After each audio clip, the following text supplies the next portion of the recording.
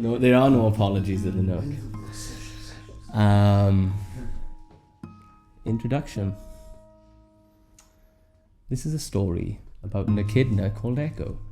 Echo really wants to win the Midsummer Festival this year, but as time does have the habit of always being in a certain order, little Echo was, and still is, the youngest of 4 brothers. Sometimes the caterpillars would win, a mouse here and there, but the echidnas were the best in the forest. His brothers would always trade places on the podium, but to this day had not let him win a single time, which Echo thought awfully unfair. So it was Echo would play his pipes at the closing midsummer parade, awfully well mind you, while his brothers wore crowns of flowers and carried aloft the juiciest apricot harmonic forest could provide. The parade, to Echo's misfortune, went all around the forest, alongside Toad's Wonderland of Whimsy, past the Bear's great clock tower that hung high over their boutique, in and out of Porridge Pines, and sometimes even past old Mr. Turtlebank's bookstore. But it always marched down Mulberry Avenue, that everyone knows, of course, leads all the way to the foot of the great Chime Tree. At the foot of the tree, the whole forest would make a great forest feast, with the prized apricot, and dance into the night.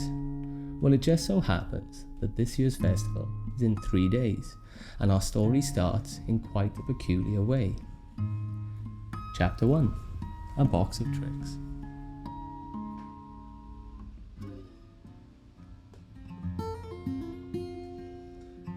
"I'm stuck," Echo mumbled. Though ever on watch, Owl had been distracted by the owls flying overhead. "Owl!" he repeated, this time wagging and kicking his paws. His pleas eventually rung like a small bell, and Owl leapt into action. "Oh dear, come in, Echo." After a few pulls, they both tumbled into the centre of the room as Owl flapped her big wings, kicking up all manner of costume parts and parts of costumes.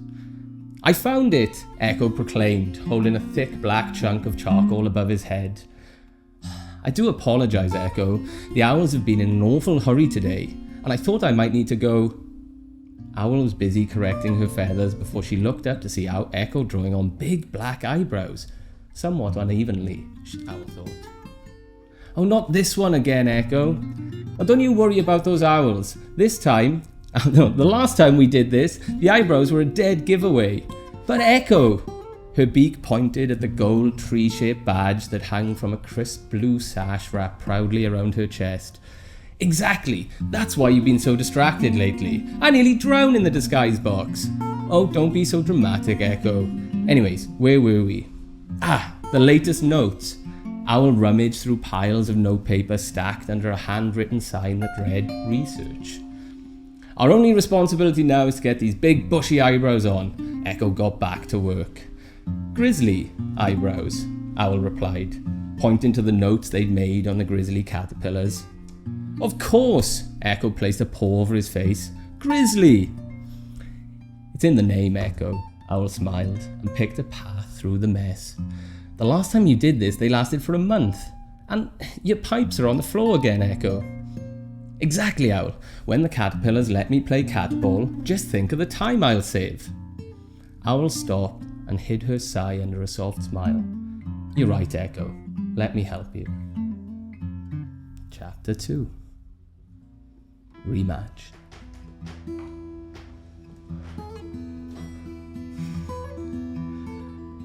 "Okay, Owl, how do I look?" Echo said, presenting his latest and most improved disguise. Echo and Owl hid behind hedges a little ways away from the catball pitch. "It looks like you're about to play catball," Owl replied, occasionally peeking through the lush leaves whose green ever so slightly started to give way. "That's the best response yet," he exclaimed. Owl looked down on his excited smile. "Oh, do be careful. I'm in fighting shape for the festival. I can feel it. You don't need to worry about me." Echo had barely finished his sentence before he ran towards the pitch. His costume jingled and jangled with each step, and with all those feet, he never knew which one were meant to touch the ground at any one time. "And we must be home by dark," Owl said in a hurried whisper. But judging by the troubles Echo was having with his new, yet improved, disguise, she knew he hadn't heard her. Now, importantly, Echo had never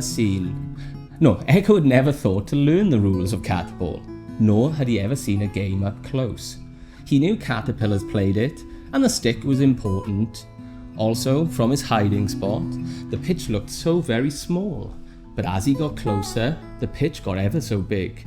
So Echo simply closed his eyes around this point and ran a little faster. Well, what happened next was too much for Owl to watch. After miraculously dodging 10 caterpillar players, Echo had started climbing the stick.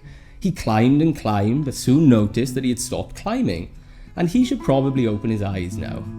And, well, it was a good job he did, for looking back at him were at least 8 grisly eyebrows and 4 even grislier expressions. "Is he okay?" one of the caterpillars muttered. "He broke the caterball stick," one shouted. "That's the 3rd time this month we've had to fix it," another groaned even louder. "And we just lost the game to Ashwood Grove."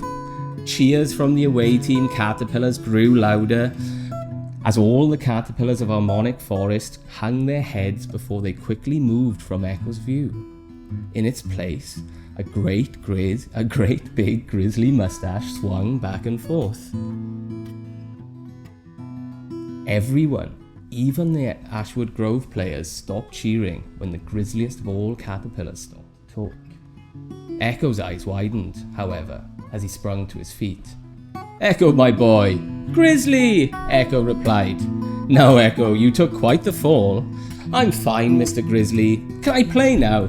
"Oh, my boy, we love a player who can get back on their paws and keep playing." "That's me, sir," Echo saluted. "But caterball is for caterpillars." "But Grizzly, I've read the book about you winning the Midsummer Festival like 12 times." "Ha! History books, more like." "Well, you'll need a few more working legs on that costume to compete with us, lad. Now, I must go talk to Ashwood Grove about a rematch, and the Midsummer Festival is in 3 days, young one. You must be off." "Will you take part this year, Mr. Grizzly, sir?" Owl flew in. "You are ever so good," she remarked. "You do have such lovely friends, Echo. But no, to win it once was enough for me. Now off you go, Echo." Grizzly picked him up like a ball and spun him around. 1, 2, the numbers stretched longer and longer as Echo clenched his little body and closed his eyes. Though he was desperate to finish the thought. "Great idea about the legs, Grizzly. I'll try them next time." "Ah!" Grizzly hurled Echo high into the sky. "And make sure you keep him out of trouble, Owl," Grizzly shouted to the heavens as Owl dutifully swooped in. Echo, still in full caterpillar attire, found his favourite position on Owl's back, and they hovered over the mess he had made on the pitch. "And Owl, do tell your mother to send news from the great chime tree," he turned to the other players. "Now lads, back to work." Grizzly's words tailed off in the distance as Owl flew them back to their hideout behind the hedges. "Are you okay, Echo? I couldn't bear to watch." "It's still light," Echo stumbled, removing as much of the caterpillar disguise as he could. He pulled out a notebook. "More legs," he scribbled. Owl knew to expect nothing good when ideas were being jotted down. "Oh, you sound feverish, Echo, and your mother wants you home before dark." "Okay, maybe we have 2 hours before I can sneak home again. Maybe we go to Toad. He'd like my eyebrows." Echo paced and scribbled, landing on as many breakthroughs in costume design, it should be said. As she picked up the 9 shoes Echo had managed to reach and discard, a whole regiment of mulberry marched down the path at lightning speed before abruptly halting at Owl's feet. "Welcome to the Protectorate, young Owl," a mouse saluted. But this was not just any mouse. This was a captain of the Mice of Mulberry, who had detached from his unit to give Owl this formal greeting before the whole regiment darted off again. Quite the honour, Owl thought. Of course, Echo didn't notice. "Thank you, Captain," Owl mumbled and tried to salute with a wingful of shoes, somewhat successfully. "Oh, I hope that's right," she turned to Echo. "The mice are in quite a hurry today." No mice," Echo muttered into his book. "Too fast. How about the bears? Maybe I could sell my eyebrows for science." "Echo! Owl!" Echo replied. "You're not listening to me. Your mother said..." But Echo would jump at the thought of getting grounded. "Oh, Owl, what has my mother got to do with this plan? You're no help at all." Owl paused for a moment. I hope you're feeling more yourself tomorrow," she said, as her badge started to glow and shimmer a dull white. "I must be off, Echo, and I cannot fly you home tonight, but do hurry, it takes much longer on pause." Now, another important thing is that Echo always gets Owl to fly him home, and it was getting dark as the drip drop of a light rain came to free the forest of the day's heat. Chapter 3. A Road Less Travelled.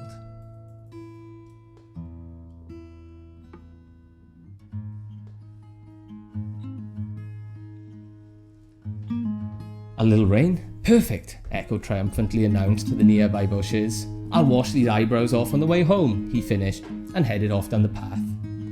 So he plodded along, humming a song, wouldn't you know, that he actually really liked to play on his pipes.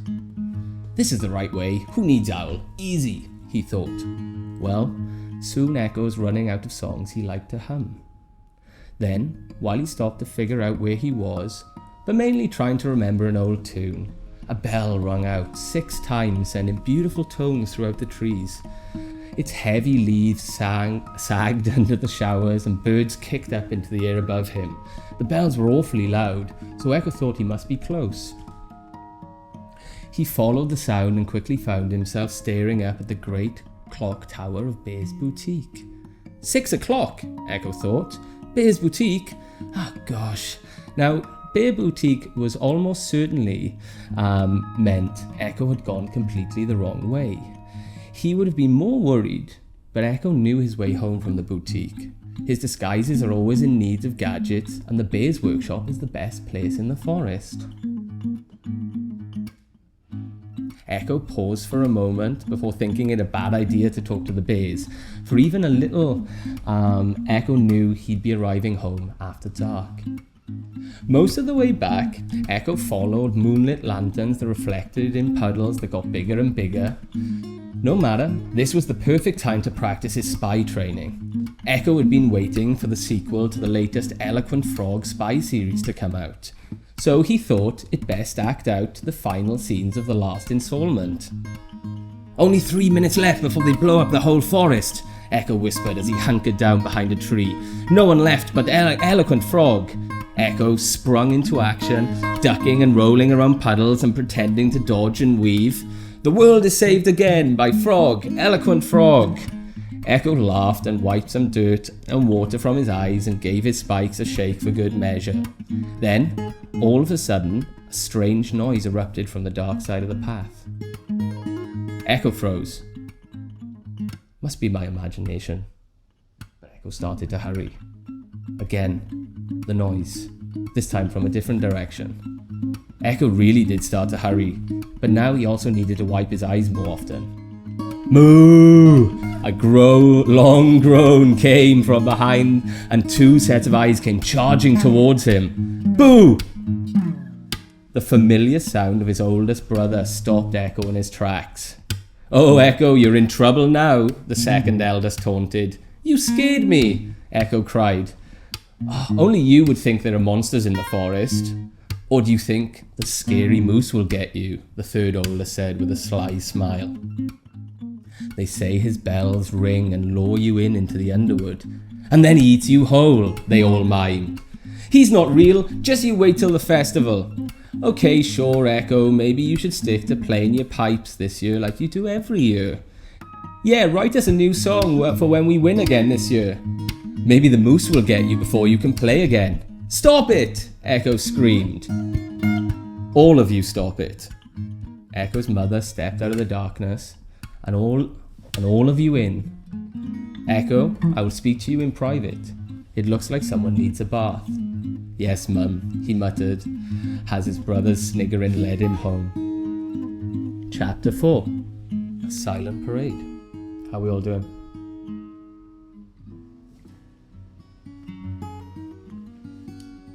Echo's mum held her son's face to get a good look at his recent antics. "The caterpillars again," she scrubbed. "Why don't you try the bears, darling? You'd look nice in a hat and tie." "But the caterpillars are the second best apricot pickers in the forest." Oh, and I saw Grizzly today.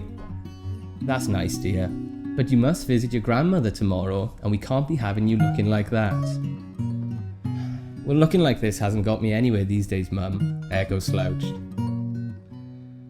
After a soft pause, his mother lifted his chin. Oh, Echo, you mustn't say things like that. You'll get a chance someday. And you play your pipe so well, dear. She kissed him on the forehead and leant back as if she'd forgotten something. Come to think of it, I haven't heard them for a week. Well, Dad hasn't been here to play. You don't need your father to practice. But I don't want to play music at the festival. I want to win it. I know, dear, she paused, but a silent parade is no parade. Now, promise me you'll practice, like your brothers. Yes, Mum. Echo fell silent as his mother tried to de-grizzle him. And I think it goes without saying, young man, you're grounded tomorrow. Yes, Mum. Echo sighed. Chapter 5.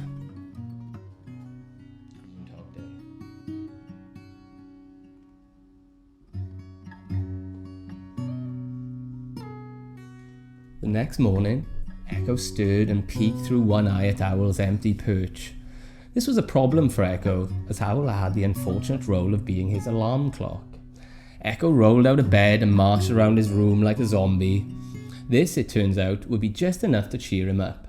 You see, little Echo had a full day of chores ahead of him, and by his rough calculations, only about 2/3 of the day left.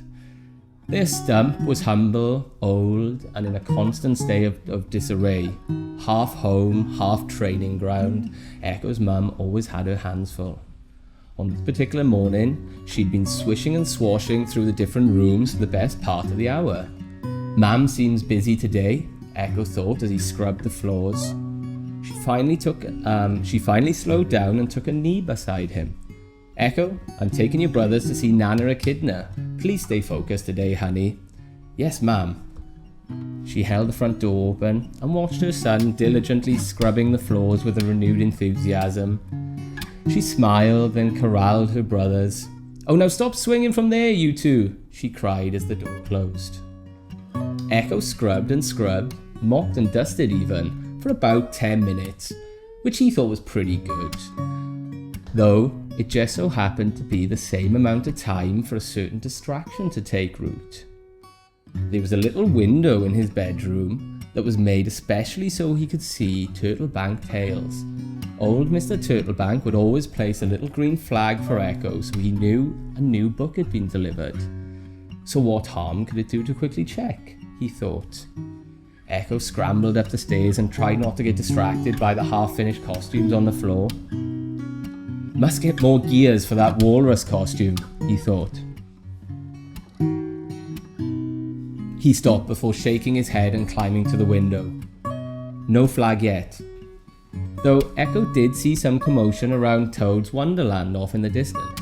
But then again, who knows what Toad gets up to on any which day. He's been known to spend days on end walking on his hands because he thinks intelligent thoughts are heavy and thus being closer to the ground helps him catch them. Very odd, even for Echo.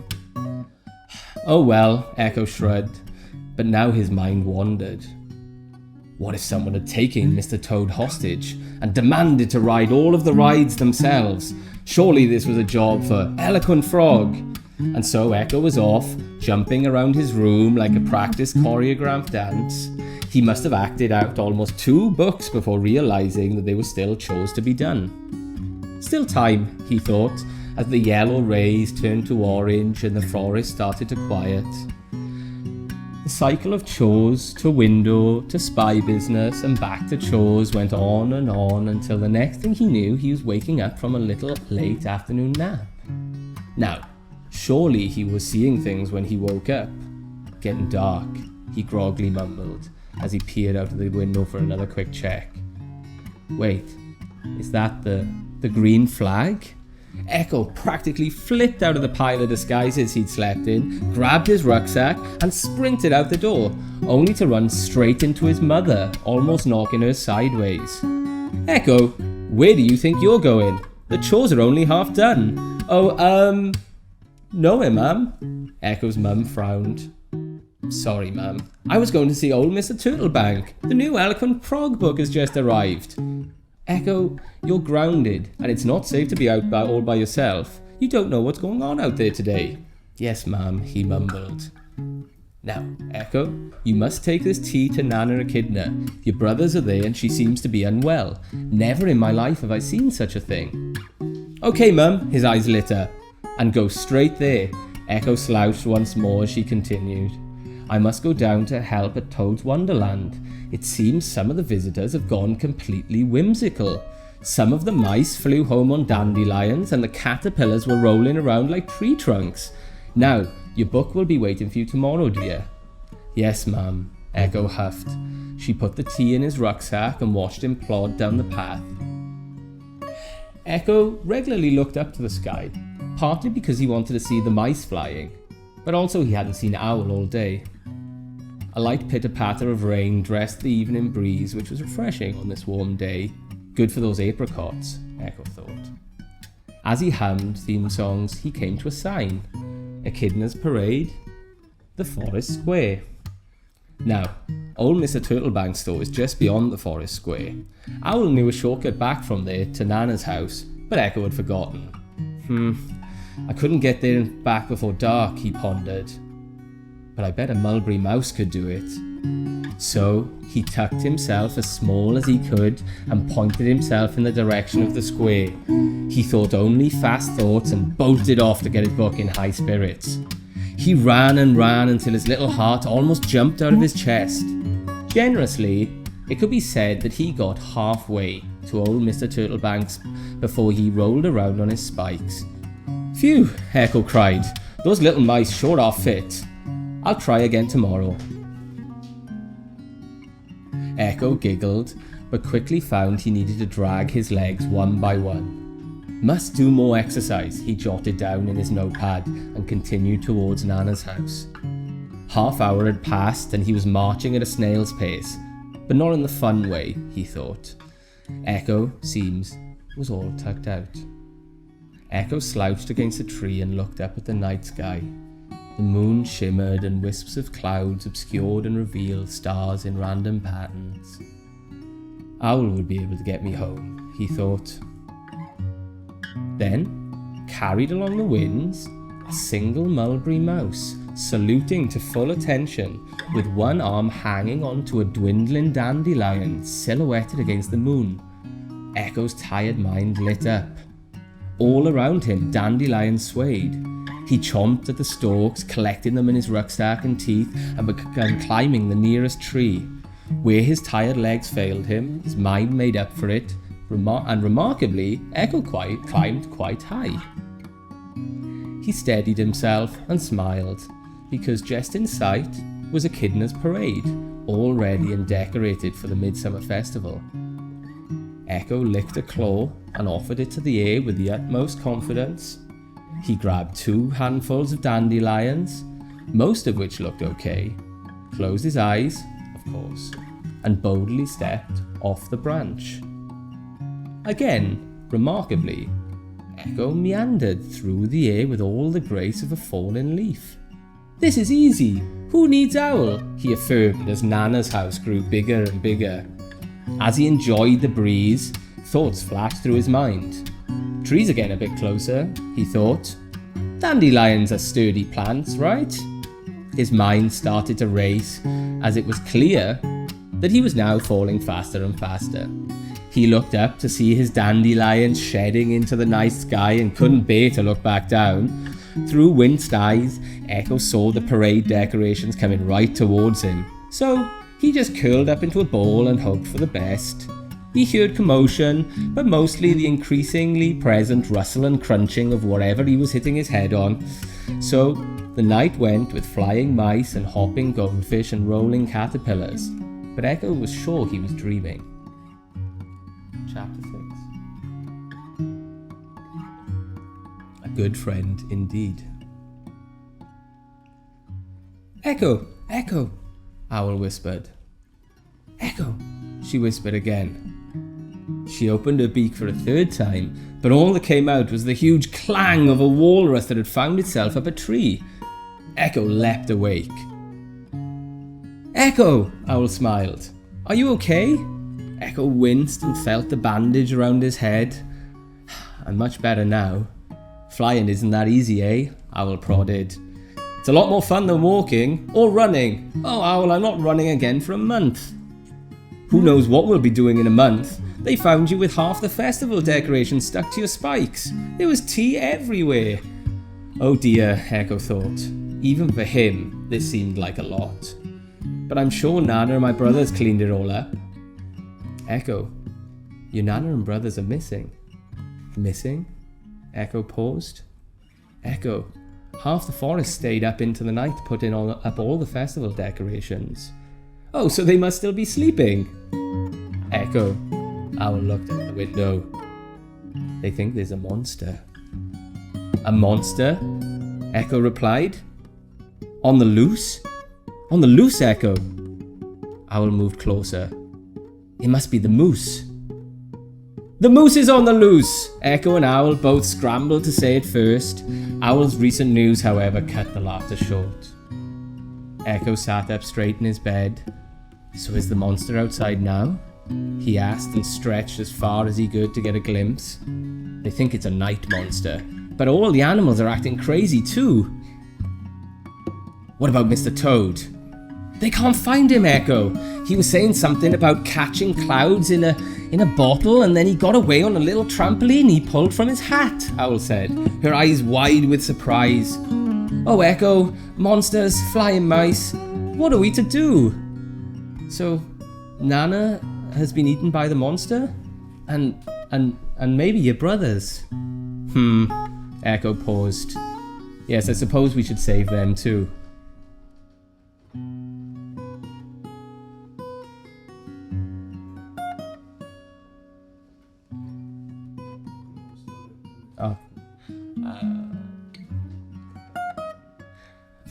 Echo paused. Yes, I suppose we should save them too. I don't know, Echo. I'm so sorry. I should have come over yesterday. Don't worry, Owl. Echo stood on his bed. I know what to do. Really? Owl exclaimed. Isn't it obvious? Owl looked perplexed at Echo, as Echo pointed to the wall. Owl, this is exactly what happens in Eloquent Frog, Colour of the Shadows. Echo imitates the master of ceremony with his brows furrowed. Oh yes, sorry Echo, there's just so many Eloquent Frog books to read. Well, as you should know, in the prequel, Eloquent Frog Searching for the Glass Wolf, Frog ends the movie in a coma after saving the world from the Icy Wolf rulers. So, when he wakes up in the Colour of the Shadows, the whole world has gone crazy, and it turns out the Glass Wolf was just an illusion by the mastermind Dr. Fox. That it turns out are actually 4 little foxes in a big coat. Oh, Owl, you must catch up. Well, I think I'm with you, but what's the plan? Well, it turns out that the foxes, I don't know if they were all doctors or just one of them, but they had a secret machine that was making people go backwards. So, Owl asked, so, all we need to do is find out who the evil doctor is, find where the evil machine is, and disarm it. How in the forest are we going to do all that? Owl looked around Echo's room. Why not? We already know who the doctor is. Who? Owl hooted. Echo laughed. It's Mr. Toad, of course. He's obviously making everyone whimsical so they stay in the Wonderland. But Echo, there's a moose on the loose, and you're grounded. The owls seem to be fine, but they're patrolling the whole forest. Oh, Owl, I've read this book like 12 times. Do you trust me? Echo holds out a spy badge that he made with old parts from the Bear's boutique. Owl stared at the bandage on his head and took a deep breath. Okay, Echo, what's the plan?